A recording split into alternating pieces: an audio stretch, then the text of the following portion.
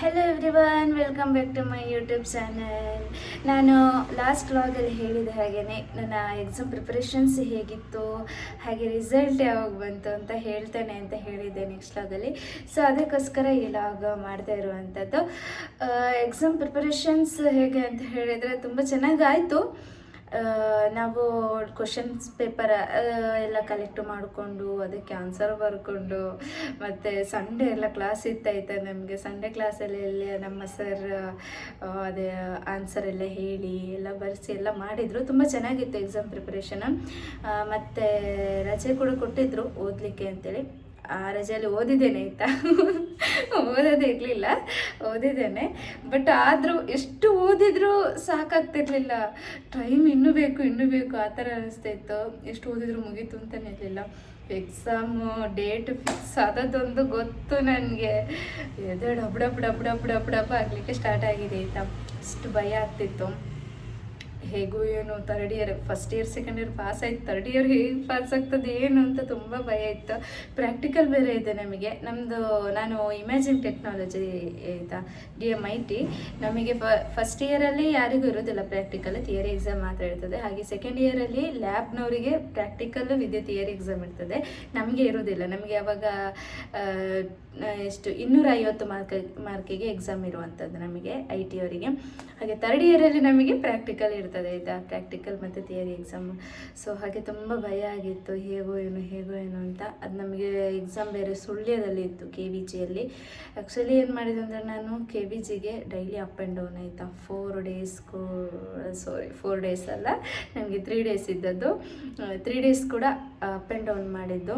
ನನಗೆ ಎಲ್ಲ ಹೇಳುವವರು ಕ್ಲಾಸಲ್ಲೆಲ್ಲ, ಅಪ್ ಆ್ಯಂಡ್ ಡೌನ್ ಮಾಡ್ತೀಯ ಅಂತ. ಯಾಕಂದರೆ ನಾನು ಮ್ಯಾಂಗ್ಳೂರಿಗೆ ಹೋಗ್ಬೇಕಿತ್ತಲ್ಲ, ಮ್ಯಾಂಗ್ಳೂರಿಂದ ಸುಳ್ಳಿಯಾಗಿ. ಅದು ಸಹ ನನಗೆ ಆಫ್ಟರ್ನೂನ್ ಎಕ್ಸಾಮ್ ಇದ್ದ ಕಾರಣ ತುಂಬ ಈಸಿ ಆಯಿತು.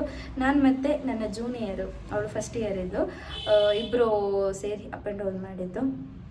ಸೊ ಹಾಗೆ ಕಷ್ಟ ಅಂತೇಳಿ ಏನೂ ಆಗಲಿಲ್ಲ. ಬಟ್ ಬಂದು ಮತ್ತೆ ರಿಟರ್ನ್ ಬಂದು ಓದಲಿಕ್ಕೆ ನನಗೆ ತುಂಬ ಸುಸ್ತಾಗ್ತಿತ್ತು. ಜರ್ನಿ ಮಾಡಿ ಬಂದು ಅಲ್ಲಿ ಎಕ್ಸಾಮ್ ಮುಗಿಯುವಾಗಲೇ 5 o'clock ಆಗ್ತಿತ್ತು. ಮತ್ತು 5:30ಗೆ ನನಗೇನು ಮ್ಯಾಂಗ್ಳೂರು ಬಸ್ ಇತ್ತು. ಅದಕ್ಕೆ ಅಲ್ಲಿಂದ ಬೇಗ ಓಡಿಕೊಂಡು ಬರೋದು ನಾನು ಮತ್ತು ಅವಳು, ಆ ಬಸ್ ಮಿಸ್ ಆಗಬಾರ್ದು ಅಂತೇಳಿ.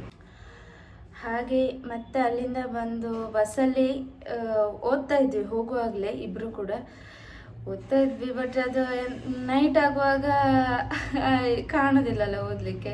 ಎಲ್ಲರೂ ನಿಂತ್ಕೊಂಡು ಇರ್ತಿದ್ರು, ಕೆಲವೊಬ್ಬರೆಲ್ಲ ಕುತ್ಕೊಂಡು ಇರ್ತಿದ್ರು, ಯಾರು ಓದ್ತಿರ್ಲಿಲ್ಲ. ನಾನು ಮತ್ತು ಅವಳು ಮಾತ್ರ, ನನ್ನ ಜೂನಿಯರ್ ಓದ್ತಾ ಇದ್ದದ್ದು ಆಯಿತಾ. ಸೊ ಹಾಗೆ ಕ್ಲಾಸಲ್ಲಿ ನಮ್ಮ ಸರ್ ಹೇಳೋದು, ಲೆಕ್ಚರ್, ಅಪ್ ಆ್ಯಂಡ್ ಡೌನ್ ಮಾಡ್ತೀರಾ ಅಂತೇಳಿ. ಮತ್ತು ನನಗೆ ಎಕ್ಸಾಮ್ ಟೈಮಲ್ಲಿ ಎಲ್ಲಿ ಕಂಫರ್ಟ್ ಆಗ್ತದೋ ನಾನು ಅಲ್ಲೇ ಇರೋದು ಜಾಸ್ತಿ. ನಾನು ಒಮ್ಮೆ ಅಂದ್ಕೊಂಡೆ ಮನೆಯಿಂದ ಅಪ್ ಆ್ಯಂಡ್ ಡೌನ್ ಮಾಡುವ ಅಂತ. ಮನೆಯಿಂದ ಇನ್ನೂ ದೂರ.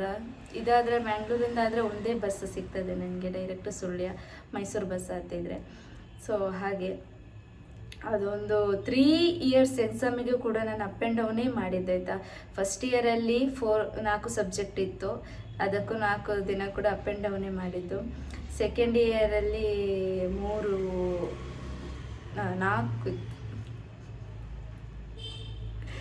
ಸೆಕೆಂಡ್ ಇಯರಲ್ಲಿ ಕೂಡ ನಾನು ಅಪ್ ಆ್ಯಂಡ್ ಡೌನೇ ಮಾಡಿದ್ದು. ಈಗ ಥರ್ಡ್ ಇಯರಲ್ಲೂ ಕೂಡ ಅಪ್ ಆ್ಯಂಡ್ ಡೌನೇ ಮಾಡಿದ್ದು. ಅದಾದ ನಂತರ ಎಕ್ಸಾಮ್, ಥಿಯರಿ ಎಕ್ಸಾಮ್ ಮುಗೀತು. ಆನಂತರ ಪ್ರಾಕ್ಟಿಕಲ್ ಎಕ್ಸಾಮಿಗೆ ನಮಗೆ ಡೇಟ್ ಕೊಡೋದು ಸ್ವಲ್ಪ ಲೇಟು ಆಯಿತಾ. ನಮಗೆ ಥಿಯರಿ ಎಕ್ಸಾಮಿಗೆ ಕೊಡುವಾಗಲೇ ಪ್ರಾಕ್ಟಿಕಲ್ ಎಕ್ಸಾಮಿಗೆ ಡೇಟ್ ಕೊಡೋದಿಲ್ಲ. 1 ವೀಕ್ ಬಿಟ್ಟು ನಮಗೆ ಪ್ರಾಕ್ಟಿಕಲ್ ಎಕ್ಸಾಮ್ ಕೂಡ ಇತ್ತು. ಅದು ಮಂಗಳೂರಲ್ಲೇ ಇತ್ತು. ಒಂದು ನಮ್ಮ ಕಾಲೇಜ್, ಇಲ್ಲದಿದ್ದರೆ ಮ್ಯಾಂಗ್ಳೂರಲ್ಲಿ ಅಂತಲೇ ಇರೋದು ನಮಗೆ. ಸೊ ಅದು ಮ್ಯಾಂಗ್ಳೂರಲ್ಲಿ ಬಂತು, SPR ಕಾಲೇಜಲ್ಲಿ. ಅದಂತೂ ಸೂಪರಾಗಿತ್ತು ಆಯಿತಾ. 2 ಎಕ್ಸಾಮ್ ಇದೆ ಅದು ನಮಗೆ ಪ್ರಾಕ್ಟಿಕಲ್. ಚೆನ್ನಾಗಿ ಬರೆದೆ, ತುಂಬ ಖುಷಿ ಆಯಿತು. ಪ್ರಾಕ್ಟಿಕಲ್ ಎಕ್ಸಾಮ್ ಫಸ್ಟ್ ಟೈಮ್ ನಾನು ಪ್ಯಾರಾಮೆಡಿಕಲಲ್ಲಿ ಅಟೆಂಪ್ಟ್ ಮಾಡಿದ್ದು. ಕಷ್ಟ ಇರ್ತದಂತ ತುಂಬ ಭಯಪಟ್ಟಿದ್ದೆ, ಬಟ್ ತುಂಬ ಈಸಿ ಇತ್ತು. ಕ್ವಶನ್ಸ್ ಸರ್ ಮಾತ್ರ ಕೇಳುವಾಗ ನಾನು ಫುಲ್ ಗಡ ನಡಕ್ತಾ ಇದ್ದೆ. ಅವ್ರು ನನ್ನ ಹತ್ರ ಹೇಳ್ತಾಯಿದ್ರು, ನನ್ನ ಲೆಕ್ಚರ್, ಹೆದರಬೇಡಿ ಫಸ್ಟ್ ಪ್ರಾಕ್ಟಿಕಲ್ ಎಕ್ಸಾಮಿಗೆ ನಾನು ಏನಂಥದ್ದು ಕ್ವಶನ್ ಕೇಳಿದ್ರೆ ಕಾಮಾಗಿ ಆನ್ಸರ್ ಮಾಡಿ ಅಂತೇಳಿ. ಈ ಲಾಗೆಲ್ಲರೂ ಸರ್ ನೋಡ್ತಾ ಇದ್ರೆ ನಗಡುವವರು ಆಯಿತಾ. ನಾನು ಅಷ್ಟು ಭಯಪಟ್ಟಿದ್ದೆ. ನಮ್ಮದೇ ಲೆಕ್ಚರ್ ಇದ್ದದ್ದು ನಮಗೆ ಇದು ಕ್ವಶನ್ಸ್ ಕೇಳಲಿಕ್ಕೆ. ಬಟ್ ಆದರೂ ನನಗೆ ಏನಿಲ್ಲ, ನಾನು ಫುಲ್ಲು ಅಷ್ಟು ಶೇರ್ ಆಗ್ತಿದ್ದೇನೆ, ಕೈಯಲ್ಲಿ ಹಿಂಗೆ ಹಿಂಗೆ ಮಾಡ್ಕೊಂಡಿದ್ದೆ. ಸೆಕೆಂಡ್ ಡೇ ಕೂಡ ಪ್ರಾಕ್ಟಿಕಲ್ ಎಕ್ಸಾಮ್ ಕ್ವಶನ್ ಕೇಳುವಾಗ ಫಸ್ಟ್ ನನ್ನನ್ನೇ ಕರೆದ್ರು ಅವರು. ನನಗೆ ಆದರೂ ಭಯ ಬಿಡಲಿಲ್ಲ ಆಯಿತಾ. ಸೊ ಹಾಗೆ ಆನ್ಸರ್ ಮಾಡಿದೆ. ಫಸ್ಟ್ ಪ್ರಾಕ್ಟಿಕಲ್ ಎಕ್ಸಾಮಲ್ಲಂತೂ ಒಂದು ಕ್ವಶನ್ ಕೇಳಿದ್ರೆ ನಾನು ಏನೇನೋ ಆನ್ಸರ್ ಮಾಡ್ತಾ ಇದ್ದೆ ಆಯಿತಾ, ಅಷ್ಟು ಭಯದಲ್ಲಿ. ನನಗೆ ಅಷ್ಟೊಂದು ಭಯ, ನಮ್ಮವರೇ ಇದ್ದರೂ ಕೂಡ ನನಗೆ ತುಂಬ ಭಯ ಆಯಿತಾ. ನನಗೆ ಏನು ಅಂತ ಗೊತ್ತಿಲ್ಲ, ಭಯ ಜಾಸ್ತಿ. ಸೊ ಹಾಗೆ ಎಕ್ಸಾಮ್ಸ್ ಅಂತೂ ಮುಗೀತು. ಎಕ್ಸಾಮ್ ಮುಗಿದು ತುಂಬ ಖುಷಿ ಆಯಿತು, ಒಂದು ಎಕ್ಸಾಮ್ ಮುಗೀತಲ್ಲ ಅಂಥೇಳಿ. ಸೊ ಹಾಗೆ ನನ್ನ ಫ್ರೆಂಡಿಗೆಲ್ಲ ವ್ಲಾಗ್ ನೋಡಿದ್ರೆ ಅವಳು ಜೋರು ನೆಗಡ್ತಾಳೆ ಆಯಿತಾ. ಸೊ ಆ ಥರ ಇತ್ತು. ಲಾಸ್ಟ್ ಡೇ ನಾನು ಮತ್ತು ನನ್ನ ಫ್ರೆಂಡು ಒಟ್ಟಿಗೆ ಬಸ್ ಸ್ಟ್ಯಾಂಡ್ ತನಕ ನಡ್ಕೊಂಡು ಬಂದು ಮಧ್ಯಾಹ್ನ ಎಕ್ಸಾಮ್ ಮುಗೀತು ನಮಗೆ ಪ್ರಾಕ್ಟಿಕಲು. ಆನಂತರ ನಾವೆಲ್ಲ ಸಿಗೋದಿಲ್ಲ ಅಲ್ಲ. ಸೊ ಹಾಗೆ ಪಪ್ಸ್ ಎಲ್ಲ ತಿಂದು ಜ್ಯೂಸ್ ಎಲ್ಲ ಕುಡಿದು ನಾವು ಮತ್ತೆ ನಮ್ಮ ಮನೆಗೆ ಹೋದ್ವಿ. ಆನಂತರ ರಿಸಲ್ಟಿಗೆ ವೆಯ್ಟ್ ಮಾಡಿದ್ದು. ರಿಸಲ್ಟ್ ಒಮ್ಮೆ ಹೇಳೋದು ಈಗ ಬರ್ತದೆ ಮತ್ತೆ ಬರ್ತದೆ, ಗ್ರೂಪಲ್ಲಿ ಹೇಳೋದು ಈಗ ಬರ್ತದೆ ಮತ್ತೆ ಬರ್ತದೆ, ಬಂತು ಚೆಕ್ ಮಾಡಿ ರಿಸಲ್ಟ್ ಬಂತು ಹಂಗೆ ಹಂಗೆ ಅಂತ. ನಾನು ನನ್ನ ರಿಜಿಸ್ಟರ್ ನಂಬರನ್ನು ಆವಾಗ ಹೋಗಿ ಅಲ್ಲಿ ಹಾಕ್ಲಿಕ್ಕಾಗ್ತದಂತ ಚೆಕ್ ಮಾಡ್ತಾ ಇದ್ದೆ, ಬಟ್ ಎಂಥ ಸಹ ಬಂದಿರಲಿಲ್ಲ. ಬಟ್ ರಿಸಲ್ಟ್ ಬಂದದ್ದು ಫೆಬ್ರವರಿ 2ಗೆ ಬಂದದ್ದಾಯ್ತು ರಿಸಲ್ಟು. ಅದು ಸಹ ನೈಟ್ ನಾನು ಊರಲ್ಲಿ ಇದ್ದೆ ಆವಾಗ. ಊರಲ್ಲ ಇಲ್ಲ, ಲೈವಿಗೆ ರೆಡಿ ಆಗ್ತಾಯಿದ್ದೆ, ಊರಲ್ಲಿ ಲೈವಿಗೆ ರೆಡಿ ಆಗ್ತಾಯಿದ್ದೆ. ಅದು ಸಹ ರಿಸಲ್ಟ್ ಬಂದದ್ದು ಫೆಬ್ರವರಿ 2ಗೆ ಆಯಿತಾ. ಎಂತ ಅಂತ ಹೇಳಿದರೆ ನನಗೆ, ನಾನು ಗ್ರೂಪೇ ನೋಡಲಿಲ್ಲ, ನಾನು ಲೈವಿಗೆ ರೆಡಿ ಆಗ್ತಾಯಿದ್ದೆ. ರೆಡಿಯಾಗಿ ನನಗೆ ನನ್ನ ಲೆಕ್ಚರ್ದು ಕಾಲ್ ಬಂತು, ವಿಶ್ವನಾಥ್ ಸರ್ ಅಂತ ಅವ್ರ ಹೆಸರು. ಅವ್ರ ಕಾಲ್ ಬಂದು ರಿಸಲ್ಟ್ ನೋಡಿದ್ರ ಅಂತ ಅವ್ರು ನನ್ನ ಹತ್ರ ತುಳುವಲ್ಲಿ ಮಾತಾಡೋದು. ರಿಸಲ್ಟ್ ತೂಯ್ಯಾರ ಅಂತ ಕೇಳಿದರು. ರಿಸಲ್ಟ್ ಬಂತಾ ಅಂತ ಕೇಳಿದೆ. ಬಂತು, ಗ್ರೂಪ್ ನೋಡಲಿಲ್ಲ ಹೇಳಿದರು. ನಾನು ನೋಡಲಿಲ್ಲ ಅಂದೆ. ನಾನೀಗ ನೋಡಿ ಚೆಕ್ ಮಾಡಿ ಹೇಳ್ತೇನೆ ಸರ್ ಅಂತೇಳಿ ಹೇಳಿದೆ ಆಯಿತಾ. ಚೆಕ್ ಮಾಡಲಿಕ್ಕೆ ಟ್ರೈ ಮಾಡಿದ್ದೆ, ಸಿಗ್ತಾ ಇಲ್ಲ ಆಯಿತಾ. ಎಂತ ಮಾಡೋದಿಲ್ಲ, ಇವಾಗೂ ಟೈಮು, ಈ ಕಡೆ ರಿಸಲ್ಟ್ ನನಗೆ dub dub dub dub.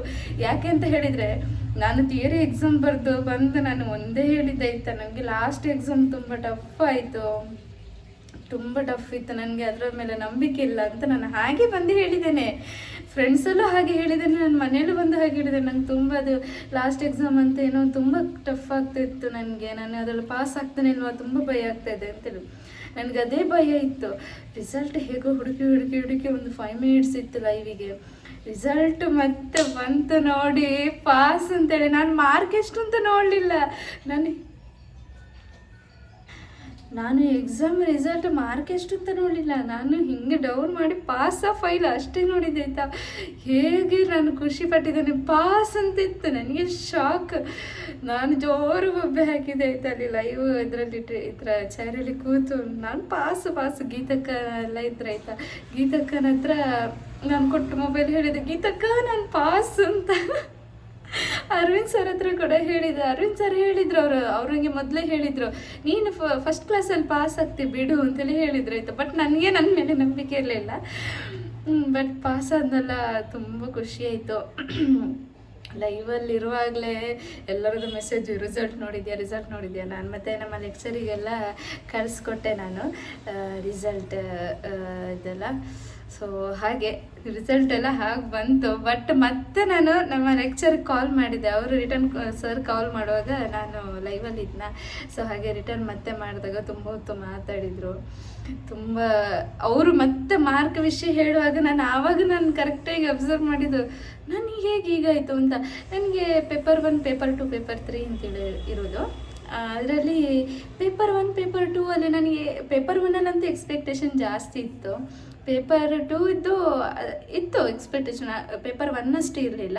Paper 3 ಏನೂ ಇರಲಿಲ್ಲ ನನಗೆ ಎಕ್ಸ್ಪೆಕ್ಟೇಷನ್. ಬಟ್ ಅಷ್ಟು ಜಾಸ್ತಿ ಮಾರ್ಕ್ ಬಂದದ್ದೇ ಲಾಸ್ಟ್ ಎಕ್ಸಾಮಿಗೆ. ಅದು ಹೇಗೆ ಹಾಗಾಯಿತು ಅಂತಲೇ ಗೊತ್ತಿಲ್ಲ ನನಗೆ. ಬಟ್ ತುಂಬ ಖುಷಿ ಆಯಿತು. ಇವಾಗ ನನಗೆ ಅನ್ನಿಸ್ತದೆ, ಇನ್ನೂ ಜಾಸ್ತಿ ಮಾರ್ಕ್ ತೆಗಿಬೋದಿತ್ತು ನನಗೆ ಅಂತೇಳಿ. ಅದೇನಾಯಿತು ಅಂದರೆ, ನನಗೆ ಎಕ್ಸಾಮಿಗೆ ಚೆಂದ ಓದ್ತೇನೆ. ನಾನು ಓದೋದೆಲ್ಲ ಪ್ರಿಪೇರ್ ಮಾಡ್ತೇನೆ, ಚೆನ್ನಾಗಿ ಓದ್ತೇನೆ, ಬರೀತೇನೆ, ಎಲ್ಲ ಮಾಡ್ತೇನೆ. ಬಟ್ ಎಕ್ಸಾಮಿಗೆ ಹಾಲಿಗೆ ಹೋದ ತಕ್ಷಣ ನನಗೆ ಕ್ವಶನ್ ಪೇಪರ್ ನೋಡಿದ ತಕ್ಷಣ ಎಲ್ಲೋ ಒಮ್ಮೆ ನೆನಪು ಬರ್ತದೆ. ಬರಿಬೇಕು ಅಂತಲೇ ಆಗುವಾಗ ನನಗೆ ಎಂಥ ನೆನಪು ಬರೋದಿಲ್ಲ. ಕೆಲವೊಮ್ಮೆ ನೆನಪು ಅಂದರೂ ಕೂಡ ಎಲ್ಲ ಅರ್ಧಂಬರ್ಧ ಬರೆದಿಟ್ಟು ಬರ್ತೇನೆ. ಸೊ ಹಾಗೆ ಅಷ್ಟು ನನ್ನ ಮಂಡೆ. ಸೊ ಹಾಗೆ ರಿಸಲ್ಟಿದು ಅವಸ್ಥೆ ಹಾಗಿತ್ತು. ಇದು ನನ್ನದೊಂದು ಎಕ್ಸಾಮ್ ಮತ್ತು ರಿಸಲ್ಟಿನ ಒಂದು ಅವಸ್ಥೆ. ಎಲ್ರಿಗೂ ಮನೆಯವರಿಗೆ ಎಲ್ರಿಗೂ ಕೂಡ ತಿಳಿಸಿದ್ದೆ, ಎಲ್ಲರೂ ಖುಷಿಪಟ್ಟರು. ಅಮ್ಮ ನಂಬ್ತಾನೆ ಇರಲಿಲ್ಲ. ಸುಳ್ಳು ಹೇಳಬೇಡ ನೀನು, ಸುಳ್ಳು ಹೇಳಬೇಡ ಅಂತ ಹೇಳ್ತಾಯಿದ್ರು. ನೀನು ಜಾಸ್ತಿ ಇರ್ಬೋದು ಅದಕ್ಕಿಂತ ಮಾರ್ಕ್ ಅಂತೇಳಿ. ಮತ್ತೆ ಇಲ್ಲ ಅಷ್ಟೇ ಮಾರ್ಕ್ ಅಂತ ಹೇಳಿದೆ. ಹಾಗೆ ಅಪ್ಪ ಅಮ್ಮನಿಗೆಲ್ಲ ಖುಷಿ ಆಯಿತು, ಅಕ್ಕನಿಗೆ ಸರಿಗೆ ಎಲ್ರಿಗೂ ಕೂಡ ತುಂಬ ಖುಷಿ ಆಯಿತು.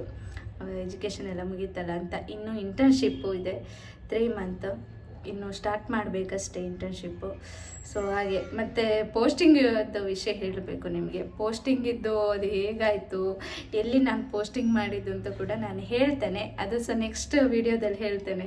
ಇದನ್ನೇ ಹೇಳ್ತಾ ಇದ್ದರೆ ಉದ್ದ ಆಗ್ತದಲ್ಲ ವೀಡಿಯೋ, ಸೊ ಅದಕ್ಕೋಸ್ಕರ. Okay, thank you so much ಎಲ್ಲರೂ ಕೂಡ. ಈ ಲಾಗನ್ನು ಇಲ್ಲಿಗೆ ನಾನು ಎಂಡ್ ಮಾಡ್ತೇನೆ. ನಾಳೆ ಇನ್ನೊಂದು ಲಾಗ್ ಜೊತೆ ನಾನು ಈ ಪೋಸ್ಟಿಂಗ್, ಕಾಲೇಜ್ ಟೈಮಲ್ಲಿ ನನ್ನ ಪೋಸ್ಟಿಂಗ್ ಹೇಗಿತ್ತು, ಯಾವ ಹಾಸ್ಪಿಟಲಿಗೆ ಹೋದೆ ನಾನು ಪೋಸ್ಟಿಂಗಿಗೆ, ಹೇಗೆ ಅನ್ನಿಸ್ತು ಅಲ್ಲಿ ಅಂತೇಳಿ ನಾನು ನಿಮಗೆ ಹೇಳ್ತೇನೆ ಅಂತ ಹೇಳ್ತಾ ಮತ್ತೊಂದು ಲಾಗ್ ಜೊತೆ ಭೇಟಿ ಆಗ್ತೀನಿ. ಟೇಕ್ ಕೇರ್, ಬಾಯ್ ಬಾಯ್.